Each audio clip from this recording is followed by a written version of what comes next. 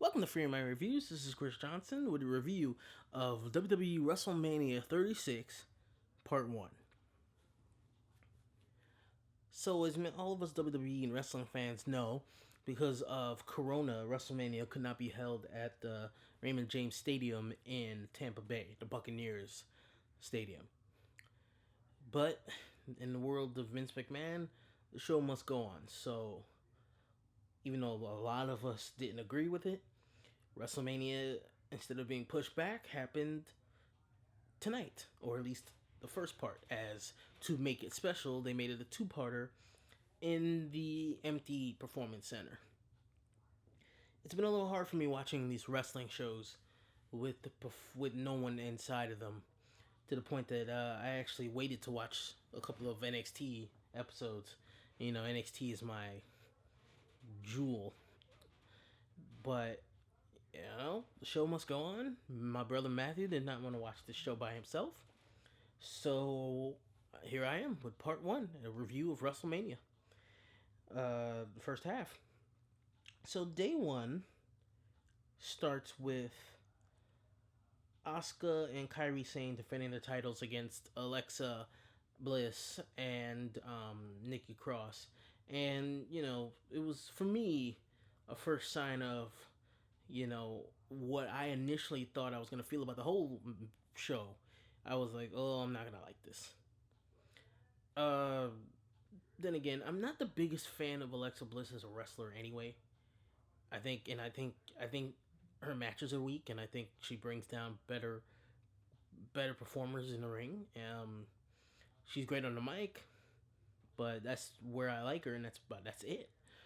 So there were certain weak spots, weak bumps, weird placements in the match. It's a match that was definitely carried by the Kabuki Warriors, considering Asuka and Kairi Sane are both two of the best wrestlers on the planet. And I thought the ending of the match was a little weak, with the Twisted Bliss done poorly to Kairi's legs, and honestly no impact either.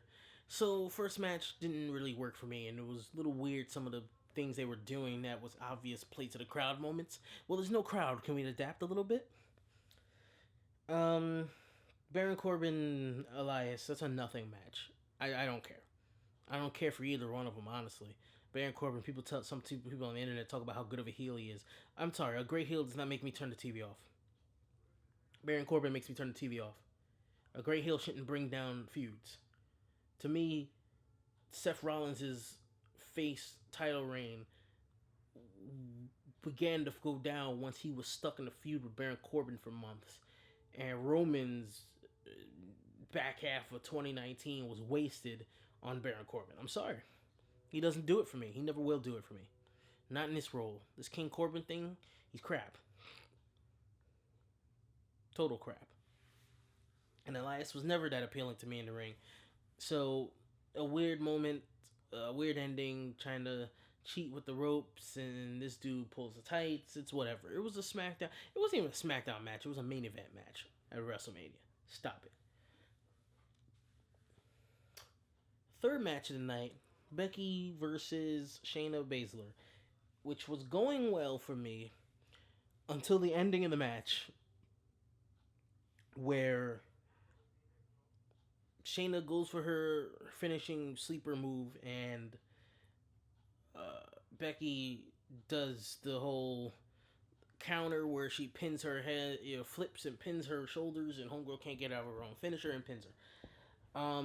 For a woman that they try to make as dominant as they possibly can for a whole 1 year title reign where she's beaten everybody, this is the second WrestleMania in a row where her match ended very weakly, to the point that I don't buy it. Did she really beat Ronda Rousey? Then she just rolled her up. It's a win, but it's not something that made me go, yeah, she's the best. She's the baddest. And unfortunately, they're doing this with a character that I adored, but I don't think should have had a year-long title reign. Because year-long title reigns in main roster WWE are boring. At least in the past couple of years. They always find some way to screw it up, whether it be weak title defenses or not defending the title at all. And for the exception of Becky's match with matches with Sasha Banks, I feel like you could say both to that. Barely defending, and then when she does defend it, it's not much. So match 4, I'm like, okay, whatever.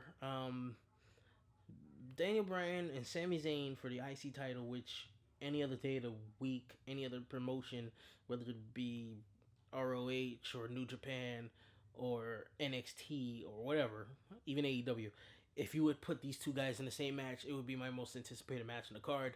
I'd be completely excited for it. It would be Steamboat Savage like in its show stealing potential. But because this is the WWE and Sammy hasn't wrestled for really a long time and he's now more of a mouth who's now supposedly can't fight, it was a comedy match. Now, for what it wanted to do, you could say it worked, but for what it could have been, or what a match with those two guys could be, it was whatever, and another strange finish with the two dudes coming out of nowhere beating up Gulak and then homeboy flying into a haluva kick. It was just lame. It was lame and the ending, and I just don't feel like the whole enterprise was worth all the talent that was surrounding the ring. You have 5 uber talented wrestlers kind of wasting their time. That's just how it came across. Between Daniel and Sammy and Cesaro and Shinsuke and Gulak. Yeah, all 5 really talented guys. But, basically killing time on the first half of WrestleMania. But before you start saying, oh, Chris is a negative Nancy, then the show starts getting good. Because we have the basically almost impromptu ladder match, which was originally a triple threat with all full teams, but because of, from what we've heard, The Miz being sick, it was just one person from each team. So John Morrison versus Jimmy Uso versus Kofi Kingston, and this match rocked. A ladder match with no crowd really started strange, but once you start ignoring that and just look at the work they're doing, really physical, really intense, and it was really helped by hearing the wrestlers talking in character. Kofi like, oh, you got hard. I gotta put you down, dog. I gotta put you down, and you hearing that the respect, but I gotta f you up type of thing. And then Jimmy with his hilarious trash smacking Kofi into their ladder, just face first and go flatten flatten your face like a pancake, boy, or something like that. That was hilarious. And then the really creative finish where all 3 guys unhook the thing that's holding the belts, and then they headbutt Morrison, and then Morrison, while he's falling, his fall rips the belts off the hook, and he basically falls with the titles, so he's all knocked out on the ladder he lands on with the titles. That was pretty cool. So we started turning a corner with that, and then we have KO versus Seth Rollins, which came off much better than I thought it would be. Not because of the wrestlers, because I like them, but because no crowd, none of Homeboy's faction is there. But it was so aided once again by the good work and wrestling from KO and Seth, and also the character work. Seth and his trash talking, KO calling him a bitch. We thought it was gonna be disappointing at first when Homeboy hit him with the ring bell to get DQ'd, but he basically called him a bitch, and then he decided, let's make it no DQ, let's fight. And the ref was like, all right, let's do it. And it was just an overall really entertaining match, with a great spot of KO jumping off the WrestleMania flag logo onto Seth Rollins through a table. That was awesome. And then stunning him to hell. He's like, don't do it. Just being able to hear the heels be bitches and hear the heels be heels. I really dig that. And then KO doing the Austin 316 style, like, oh, you begging, fuck you, bam, stunner, love it. Then it's followed by the nothing match, the who cares match, the on the fly match, because Roman was very smart and decided to protect himself and protect his family, because this corona's dangerous, especially for somebody like him who's fought cancer twice already. Um, Braun Strowman versus Goldberg. It was exactly what I expected. A quick nothing match where they just do finishers on each other and that's it. Goldberg had no business ever beating Bray Wyatt for the title. He had no business being in the ring with Bray Wyatt. He had no business being in the ring at WrestleMania. It was a disgrace what they did to Bray Wyatt. And I'm glad Braun Strowman took the title off him, but it kind of reminds you of how much of a disgrace that it was because if Braun Strowman was going to win his first ever world championship, it should have been against the guy who actually should have had the belt. He could have been the one to beat Bray. He could have been the one. He could have beaten Roman for the belt, or even Brock. But Goldberg being champion was a joke. It should not have happened. It was a disgrace, and I'm just glad that title reign is over. And it's a shame that they decided to just waste Bray Wyatt's title reign on him. So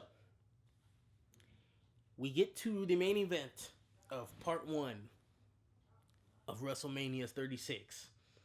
And I'm going to tell you right now, this thing is awesome. The Undertaker and AJ Styles in a Boneyard match.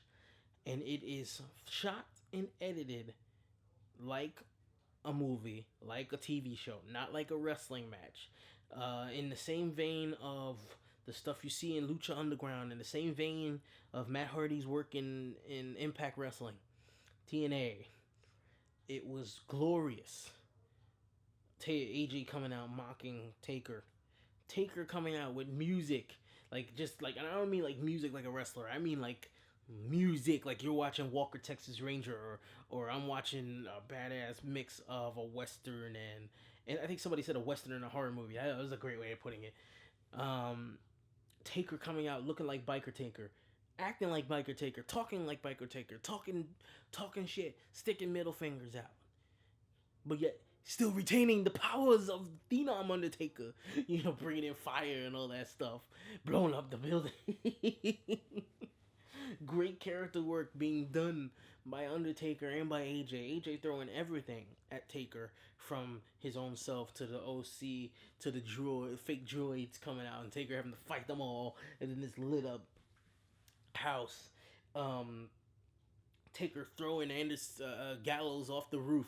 Taker tombstoning Anderson on the roof. Taker choke slamming AJ off the roof. Sparta kicking his ass into the goddamn grave.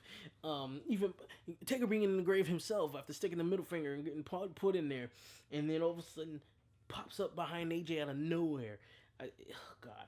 Taker pretending he's not gonna send homeboy into the grave, talking about it's alright, and hugging him because AJ's still whining and begging, "Don't bury me, please don't bury me." It was just an amazing experience, an absolutely amazing experience watching that on the TV, laughing my ass off and not laughing at it either, completely being impressed by the work of everybody involved. From The Undertaker to AJ Styles to the directors and the editors and the special effects guys and Gallows and Anderson and everybody involved in that match. Give yourself a round of applause and a pat on the back because you just worked on the best match that The Undertaker's had at WrestleMania in 7 years. That was Taker's best WrestleMania match since WrestleMania 29 with Punk. And you harken back to a time where it was either Shawn or Taker who was stealing WrestleMania. I don't know. I don't know if anything for part 2 is going to beat that.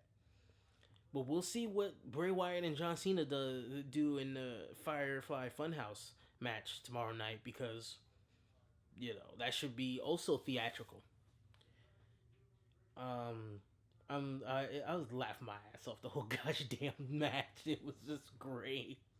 And then to see Taker raise his hands while sitting on his bike like he did when he was Big Evil and the American Badass, and then watching the house go on fire with the old Phenom Ministry Taker logo, and he rides off, was awesome. An incredible way to end part 1 of WrestleMania. Like I said, it was strange. It was tough to get into it. There were certain matches that felt like At first, I mean, there were certain matches that felt like TV matches, but man, the stuff that was good tonight was really good. Really, really good. And the right decision taking the Universal title off of Goldberg, who should have never had it in the first place, and finally giving Strowman some play as a world champion. Because it was the stop and start with him was ridiculous. And then, of course, enough can't be said about the work that was done on the Boneyard match. Absolutely fantastic. Absolutely amazing. Creative. Visionary. And a special thank you to Matt Hardy for even making this possible with his ultimate deletion stuff.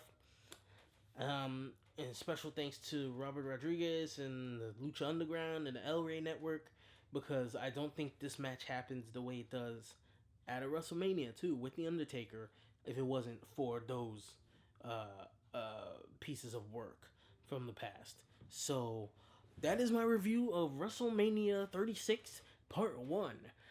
Much better than I expected, especially off of the back of those three really good matches: the Boneyard match, the ladder match, and KO versus Kevin Owens. Excuse me, KO versus Seth Rollins. Can they continue it tomorrow? We'll see.